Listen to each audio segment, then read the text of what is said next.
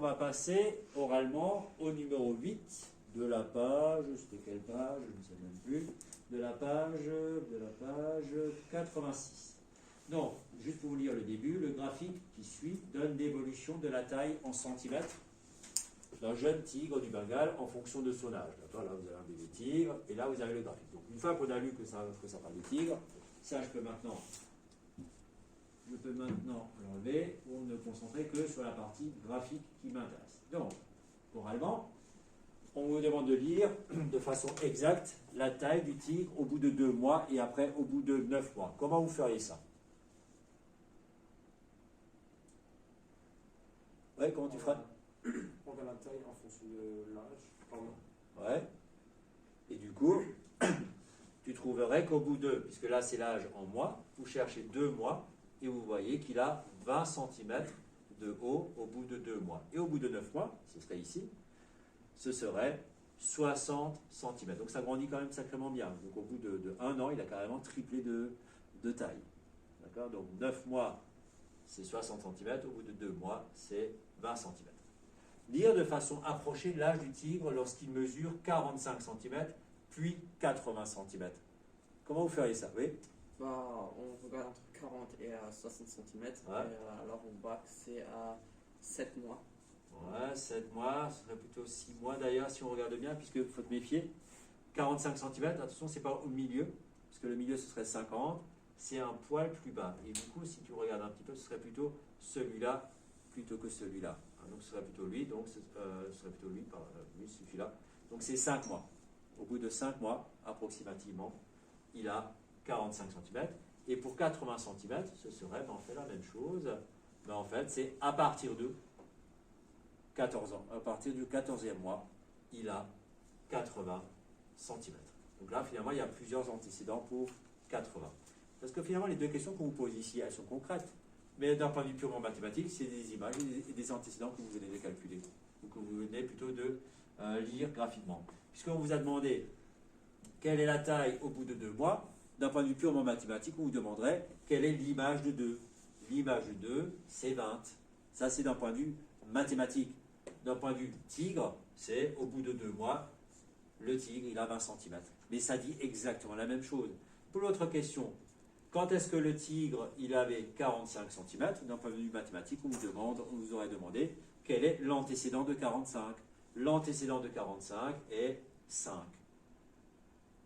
Pour le tigre, ça aurait été le tigre avait 45 cm au bout de 5 mois. Mais c'est 2 fois la même phrase, une fois en mathématiques, une autre fois en langage de tous les jours. Donc là, c'est comme si vous aviez un Google Traduction version mathématique, ça n'existe pas, mais ce serait ça, quoi. Ce serait la traduction de l'un de l'autre. On va passer au numéro 9, c'est à peu près la même chose. Vous avez une fonction qui est définie par un graphique, et du coup, on vous pose un certain nombre de questions, à laquelle on va répondre à chaque fois. Donc là, c'est une lecture graphique. Donc là, on a une courbe, on ne sait pas ce que c'est. Je ne sais pas si c'est des températures, je ne sais pas si c'est une formule qui m'a donné ça. En tout cas, cette courbe, on me la donne. Je la prends comme elle est. Et du coup, on me demande l'image de 10. Ben, l'image de 10, je cherche 10 tout simplement. Je regarde où c'est que je suis. Je ne me trompe pas d'après le repère. Ici, je vais trouver que l'image de 10, c'est 2. Donc l'image de 10 est 2. Alors comment le rédiger? Soit vous faites comme on avait écrit avant, l'image de 10 est 2. Ou alors vous écrivez, elle s'appelle f la fonction, f parenthèse 10 égale à 2.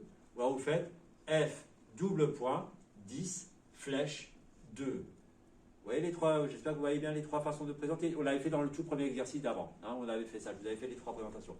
Phrase, ou bien avec un égal, ou avec une flèche, vous choisissez. Ici pareil, l'image de 6, c'est combien? Combien vous trouvez? Ouais.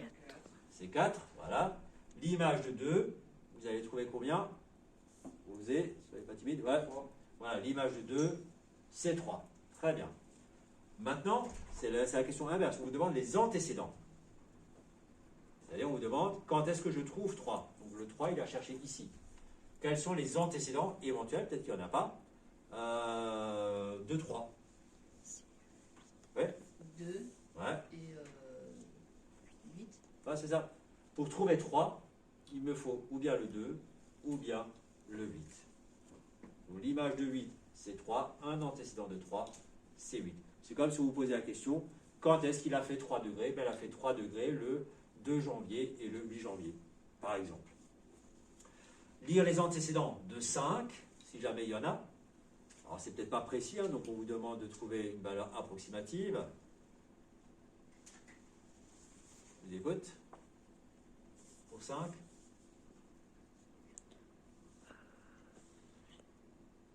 Ah, vous n'osez pas? Ouais. Bah, c'est environ 5,5. Ouais. Et il y en a une autre. Une deuxième. Et l'image de 1, c'est... Non, attends. Un antécédent de 5. Et l'antécédent de 5... Donc tu as trouvé. Bah, il y a 5,5. 4 aussi. Voilà, il y a à peu près le 4, aux environs du 4. Alors, si vous me dites 3,9 ou 4, c'est bon, hein, parce que c'est approximatif. Pour trouver 5, il y a effectivement 4 qui va marcher et 5,5 à peu près. Mais comme c'est de l'approximatif, si vous me dites 5,4 ou bien 3,9, c'est bien sûr bon aussi. C'est approximatif. Donc c'est à peu près 4 et à peu près 5,5. Voilà. Pas bien compliqué.